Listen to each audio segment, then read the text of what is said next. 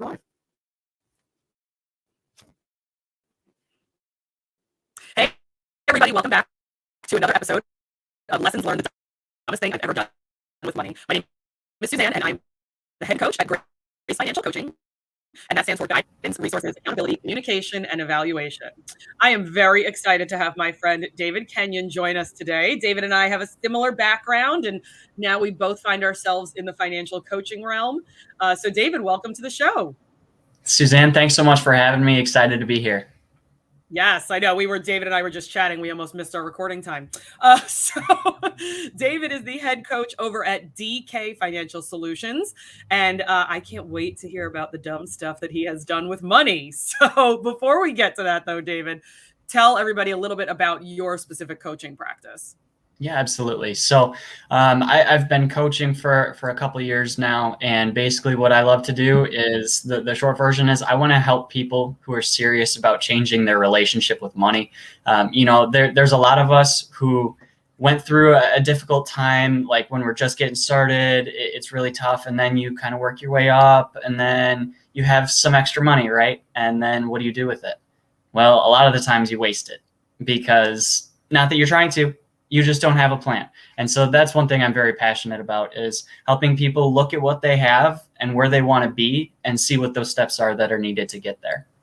I love how you pointed out that you work with people who are serious about changing their financial habits, because one thing that we can't do as coaches is we can provide like encouragement and what I always call like additional motivation. Like when you're feeling down, I can help be your motivation, but we can't provide that baseline of this is it. I know something needs to change and I don't know how I'm going to do it, but I'm going to do it. And what do you find makes a difference in someone's motivation when they are serious about changing their financial situation?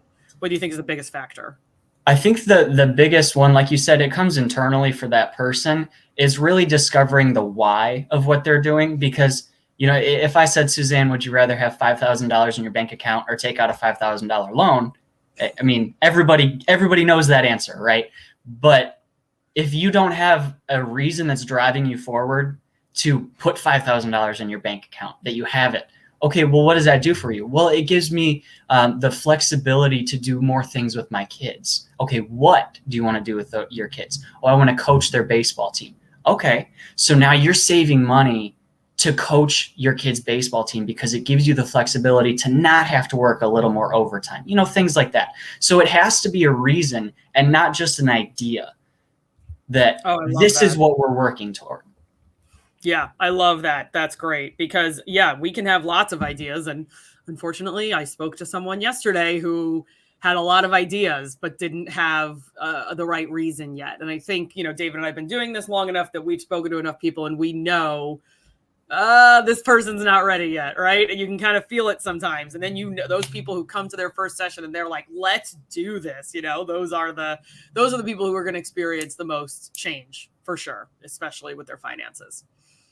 Yeah, they'll be the most prepared right away. And I've also had, I know you have too, where you have clients that they're kind of there at the beginning. It's like, okay, let's do this. And then they have a nice start and then it kind of comes back down.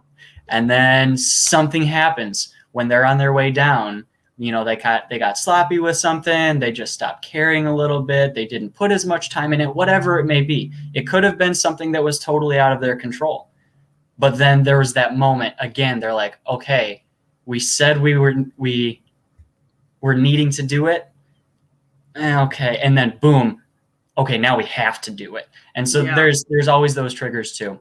Absolutely. Our friend Laura says, it quoted you, it has to be a reason, not an idea. We're all stealing that, right, Laura? It's totally stolen. I always say that. Steal shamelessly. So, absolutely. David, we have a similar background. I spent many years in professional sports, and you have a sports background as well. And I know that you do still continue to do that as a different job. But tell me about your involvement today. I saw that you are indeed coaching a baseball or a softball team. Yeah, the softball team. So that's one thing I love doing. I help out at a high school. I started as a varsity coach in 2020. I don't know if that technically counts, but We got 1 week of practice and 1 week of spring break voluntary workouts in, and then we were done. But last year got to do that, so that's awesome. I love being around them. You and I both know, as far as financial coaching goes, everything's about relationships. And to be able to do that in an athletics setting, which is something that has always been a part of my life, playing sports, being around sports, it's just very cool to build the relationships with the girls, and push them to be what they want to be. As we talk about reasons and ideas, well, I want to be a good softball player. Okay, what does that look like? How do you get there? And so all of these things translate into every part of your life, really. But yeah, that's something I love doing. Yeah. How old are the girls? Varsity, so high schoolers. Oh, okay. So everybody's. Oh, yeah. And do you have a lot of freshmen on the team, or is it mostly juniors and seniors? This year, there's going to be a fair number of freshmen coming in. Looks like a very strong class, so we always love that. Nice. Yeah. God bless you. My sister is a high school teacher. I don't know how you people do that stuff. Well, I told my friend, he was just saying, he's like, I'm kind of jealous of your job sometimes. And I was like, you know what? I'm never jealous of yours. Yeah, no. You can teach all day, my man. I appreciate you. Yeah, I know. I guess it's a little easier having them for extracurricular activities than it is in the classroom. But man, I couldn't do it. I could not do it.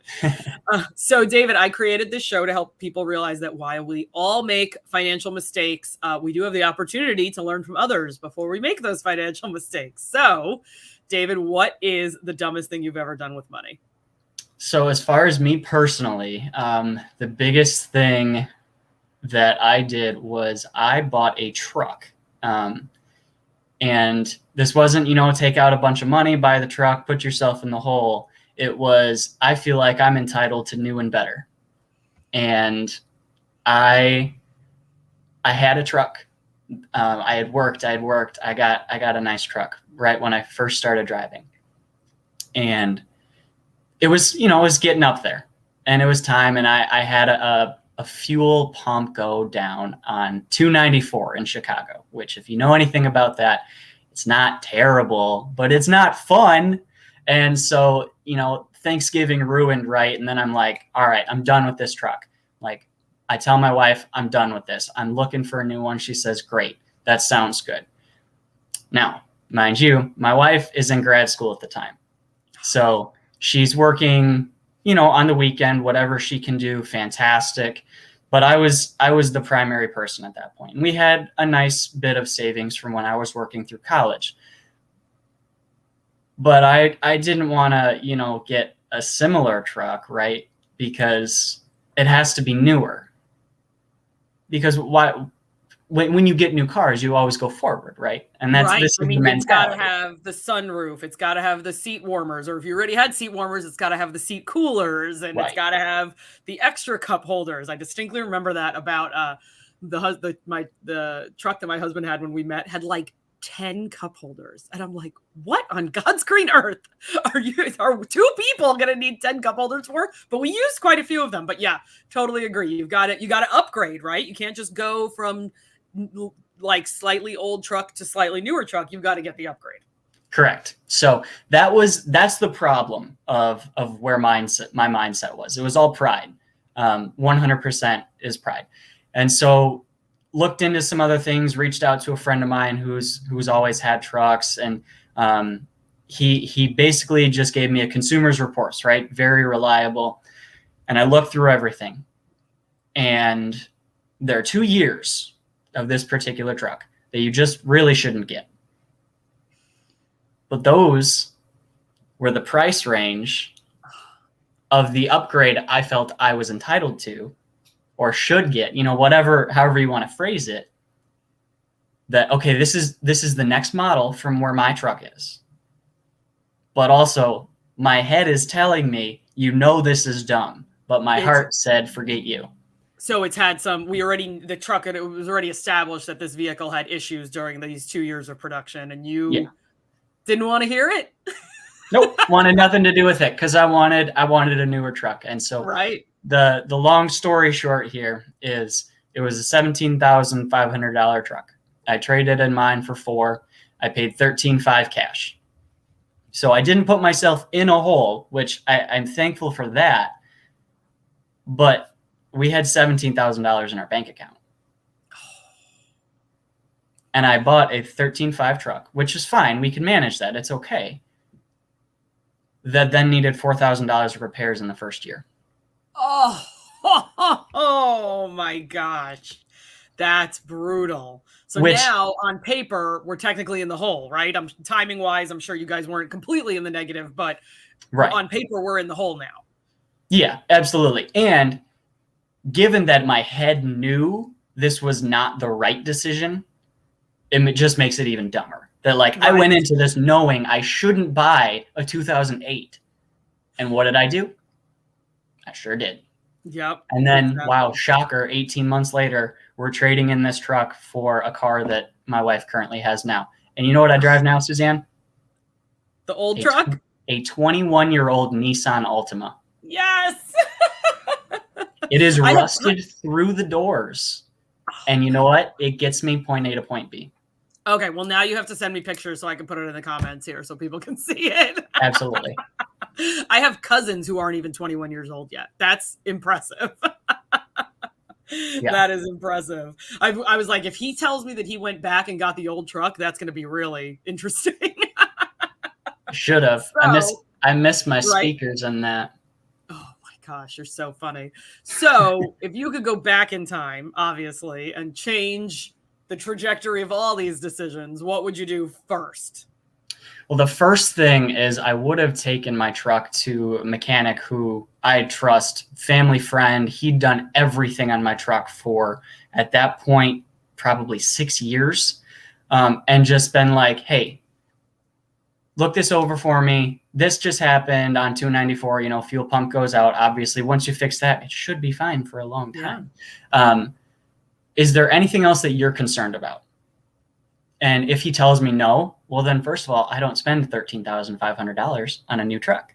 And hey, you're going to have some of these things come up in the next couple of years, right? Okay, so that's a couple $1,000s. I mean, at that point, it's a 13-year-old truck. But, a lot of these trucks, especially back then, they're built so well.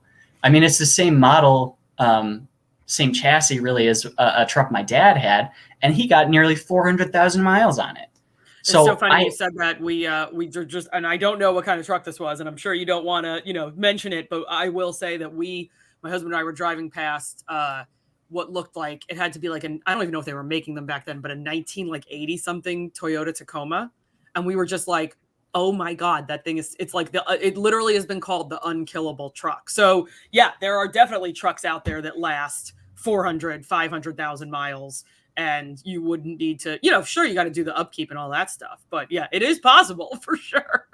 Yeah. So that's the first thing I would have done is figure out, is this something that I could continue, especially given that I had a mechanic you can trust, because as adults, there are a lot of things you have to find in life of professionals you trust. And mechanics up there, definitely up there. And so I had it and I didn't use it. So use your network, obviously. And then second, if I had to get a new vehicle, did I have to get a truck?